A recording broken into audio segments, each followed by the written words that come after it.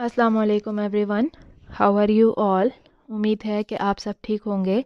I am here with another lecture that is lecture number 102 for class 10th, जिसमें हम लोग unit number 14 यानी कि एनवायरमेंटल केमिस्ट्री के पार्ट 1 द एटमॉस्फेयर के बारे में डिस्कस कर रहे हैं। And from our previous lecture हमने टॉपिक स्टार्ट किया है एसिड रेन के बारे में। अपने प्रीवियस लेक्चर में मैंने आपको एक्सप्लेन किया कि एसिड रेन होती क्या है और ये किस वजह से बनती है। एसिड रेन की अगर बात करते हैं तो ना सिर्फ कल के लेक्चर में, अपने प्रीवियस लेक्चर में, बल्कि अपने आने वाले डिफरेंट लेक्चर, अपने इससे भी पिछले प्रीवियस लेक्चर्स में मैंने डिस्कस किया था अबाउट द एसिड रेन। जब हम डिफरेंट पोल्यूटेंट्स की क्लासेस को स्टडी कर रहे थे उसमें भी हमने देखा कि कौन कौन से पोल्यूटेंट्स, कौन कौन सी क्लासेस ऑफ पोल्यूटेंट्स जो हैं वो एसिड रेन प्रोड्यूस करने में मेजर रोल प्ले करती हैं। So today our topic starts with the effects of acid rain. हमने देखा कि एसिड रेन, ब्रीफली हमने डिस्कस किया था कि एसिड रेन जहाँ पे भी फॉल करेगी वहाँ पे ये नुकसान ज़रूर करेगी, चाहे वो नॉन लिविंग ऑर्गेनिजम्स की बात करें या फिर लिविंग ऑर्गेनिजम्स की बात करें। चाहे आप मार्बल स्टोन की बात कर रहे हैं, चाहे आप प्लांट्स की बात कर रहे हैं, ह्यूमन बींग्स की, सॉइल की, एक्वेटिक लाइफ की, एनिमल्स की, हर जगह पे जहाँ पे ये एसिड रेन टच करेगी वहाँ पे ये कुछ हद तक जो है नुकसान करेगी। तो एसिड रेन के अगर हम लोग डिफरेंट इफ़ेक्ट्स पढ़ते हैं तो हम लोग डिटेल में आप स्टडी करेंगे कि किस तरह से। सबसे पहले हम देखते हैं कि सॉइल के ऊपर एसिड रेन जो है इफ़ेक्ट करती है। सॉइल क्या है? सॉइल हमारा अर्थ का रिसोर्स है जहाँ पे हमारी लाइफ एक तरीके से डिफरेंट मेथड से डायरेक्टली या इनडायरेक्टली डिपेंड करती है। Plants they grow in the soil, they can not survive without soil. Plants soil में ग्रो करते हैं, अपने न्यूट्रिएंट्स, वाटर को सॉइल से हासिल करते हैं। तो that is why soil is very important for the growth of plants. और प्लांट्स के ऊपर दुनिया जहाँ के बाकी के लिविंग ऑर्गेनिजम्स डायरेक्टली या फिर इनडायरेक्टली डिपेंड करते हैं। हमें प्लांट्स से मिलती है ऑक्सीजन फॉर आवर सर्वाइवल, हमें प्लांट्स से मिलता है food for our survival. Different animals जो हम लोग अपनी डेली लाइफ में कंज्यूम करते हैं वो डिपेंड करते हैं प्लांट्स के ऊपर फॉर देयर सर्वाइवल। सो हम ये कह सकते हैं कि डायरेक्टली या फिर इनडायरेक्टली हम सॉइल के ऊपर डिपेंड करते हैं, बिकॉज अगर सॉइल ना हो तो plants would not be able to survive, और प्लांट्स ना हो तो there would be death of other living organisms.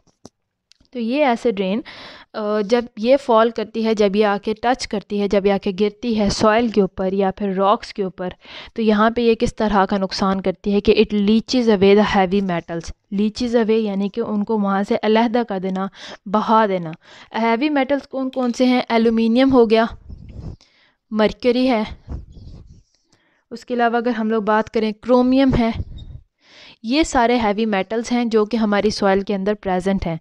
ये आप जानते हैं कि soil it is full of nutrients, it is very rich in nutrients, और वो न्यूट्रिएंट्स के अंदर ये कुछ मेटल्स भी पार्टिसिपेट करते हैं।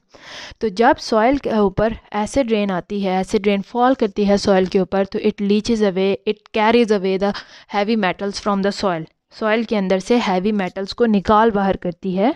और ये मेटल्स फिर क्या करते हैं, इनके जो बॉन्ड बने हुए थे सॉइल के पार्टिकल्स के साथ, बिकॉज ये सॉइल के अगर पार्टिकल्स हैं, दरमियान में एयर स्पेसेस हैं, यहाँ पे अगर कोई मेटल्स प्रेजेंट हैं तो वो इधर सॉइल के पार्टिकल्स के साथ उन्होंने बॉन्ड बनाए हुए यानी कि अटैच्ड हैं, ताकि ये यहाँ से हिल ना सकें, ज़ाया ना हो सकें। जब वाटर, नॉर्मल वाटर फ्लो कर रहा है तो नॉर्मल वाटर की ये कैपेबिलिटी नहीं है कि यहाँ पे मौजूद जो सॉइल पार्टिकल्स के दरमियान में हैवी मेटल्स हैं उनको निकाल सके।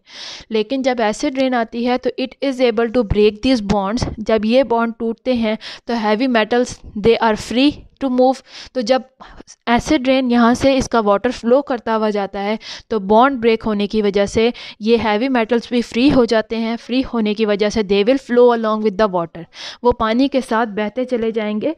और इस तरह से सॉइल के अंदर जहाँ पे पहले हैवी मेटल्स मौजूद थे अब वो वहाँ से ख़त्म हो चुके हैं, डिस्चार्ज हो चुके हैं, and they will flow along with the acid rain water into the rivers and lakes. जहाँ पे वो रेन वाटर फ्लो हो करके जाएगा, साथ साथ ही हैवी मेटल भी बहते चले जाएंगे। और जब आखिर में वो एसिड रेन का वाटर किसी लेक में या किसी रिवर में जाके उसके साथ मिलता है तो ये हैवी मेटल्स भी फ़्लो करते हुए, इसके साथ बहते हुए अपनी लेक में या रिवर में पहुंच जाएंगे।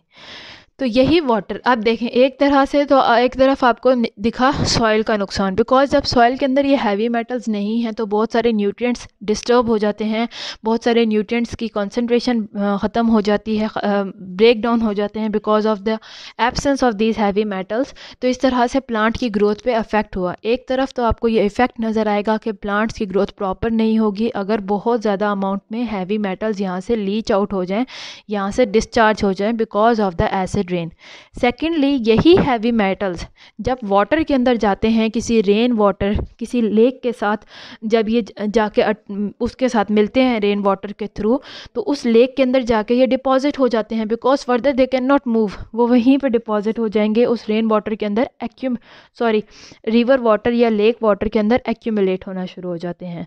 तो यही रिवर वाटर या लेक का वाटर जब ह्यूमन बींग्स यूज़ करते हैं for different purposes, like for drinking, for using this water in the food, तो इस वजह से अब वो मेटल जो पहले सॉइल के अंदर थे वहाँ पे ये बेनिफिशियल थे, लेकिन जब ये रेन के साथ बहते हुए लेक वाटर में या रिवर वाटर में आते हैं तो they become harmful, they become dangerous, because हमारी बॉडी के अंदर जब ये एक्यूमुलेट होंगे, because they have already accumulated in the river water या इन द लेक वाटर, और जब ह्यूमन बींग उस वाटर को कंज्यूम करते हैं तो ये मेटल्स पानी के थ्रू, पानी की वजह से ह्यूमन बॉडीज़ के अंदर बढ़ना शुरू हो जाते हैं, ह्यूमन बॉडीज़ के अंदर एक्यूमुलेट होना शुरू हो जाते हैं।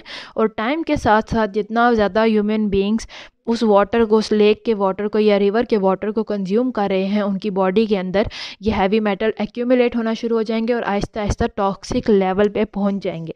बिकॉज ह्यूमन बींग्स की बॉडीज इस कैपेबल नहीं हैं कि वो इन मौजूद जो बॉडी के अंदर मौजूद हैवी मेटल हैं जो वाटर की वजह से आए हैं उनको अपनी बॉडी से डिस्चार्ज कर सकें। तो ये हैवी मेटल्स बॉडी के अंदर एक्यूमुलेट होकर टॉक्सिक लेवल तक पहुंच जाते हैं, ख़तरनाक हद तक पहुंच जाते हैं। एक तरफ देख लें प्लांट्स को नुकसान हुआ बिकॉज ये सॉइल में नहीं थे, दूसरी तरफ ह्यूमन बींग्स को नुकसान हुआ बिकॉज उनकी बॉडी में ये टॉक्सिक लेवल तक पहुंच चुके हैं।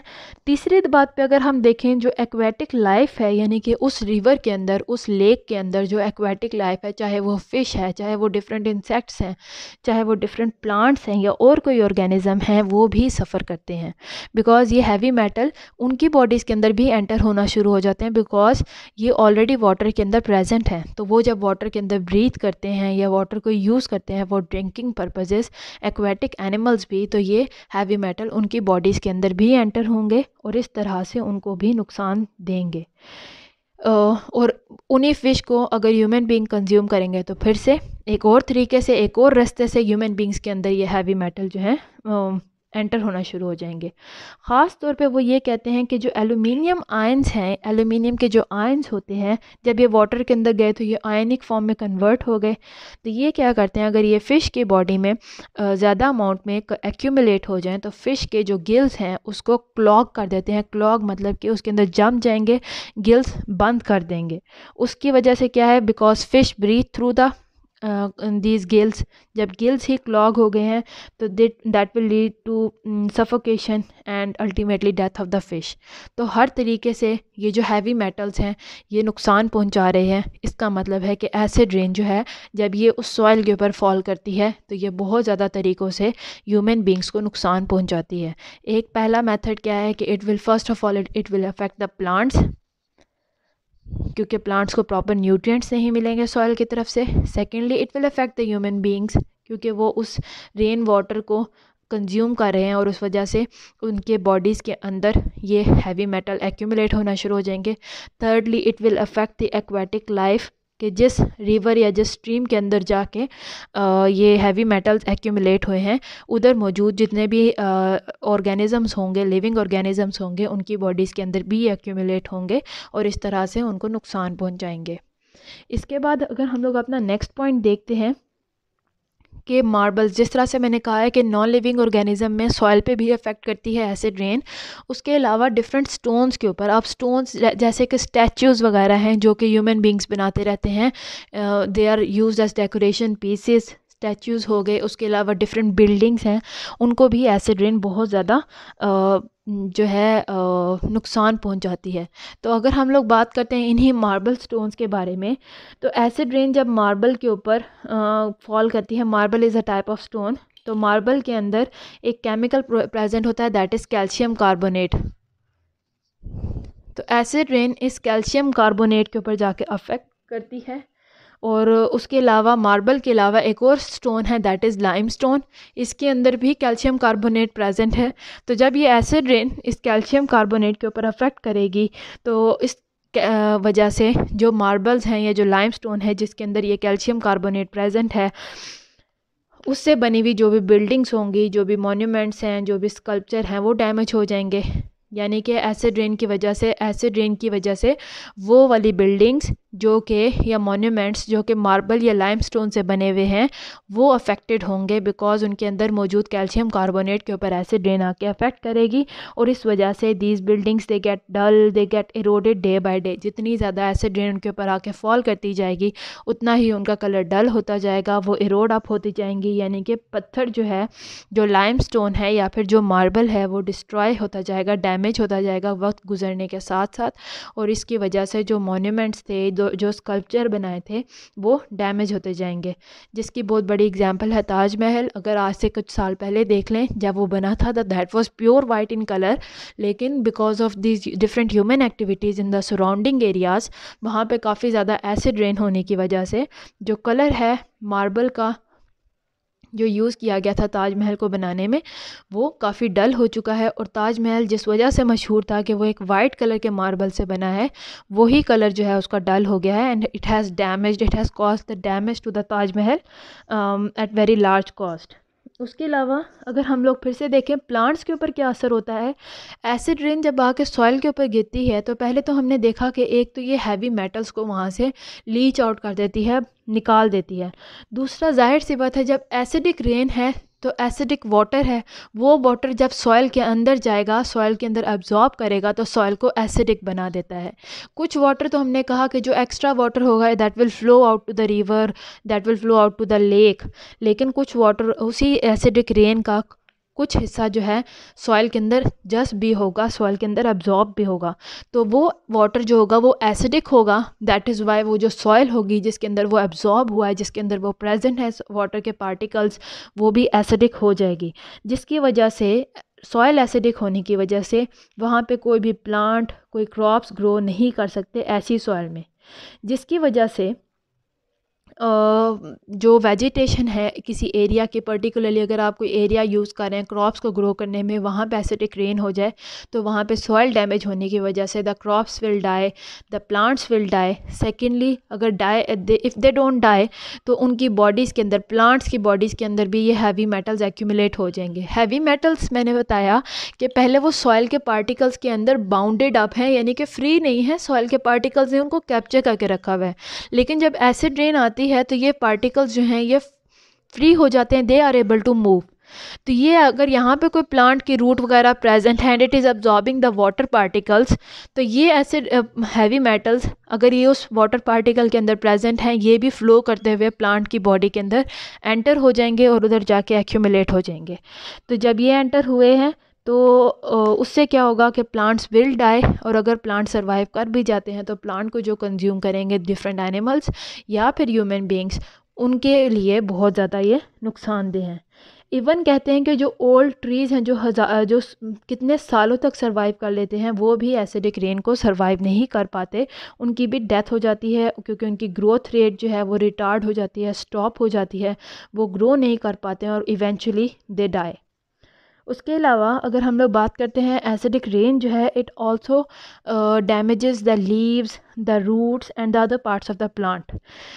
जब एसिड रेन का ड्रॉप वाटर का प्लांट्स के लीव्स के ऊपर आके फॉल करता है, वहाँ पे ये बहुत ज़्यादा बर्न कॉज करते हैं, like an acid burn cause करेंगे, लीफ के स्ट्रक्चर को डैमेज कर देंगे, जिसकी वजह से मज़ीद वहाँ पे कोई लीफ ग्रो नहीं करता और उसकी वजह से प्लांट्स, उनकी ग्रोथ भी स्टॉप हो सकती है, उनकी डेथ भी हो सकती है और उसके अलावा फर्दर वहाँ पे कोई प्लांट्स ग्रो नहीं करते हैं।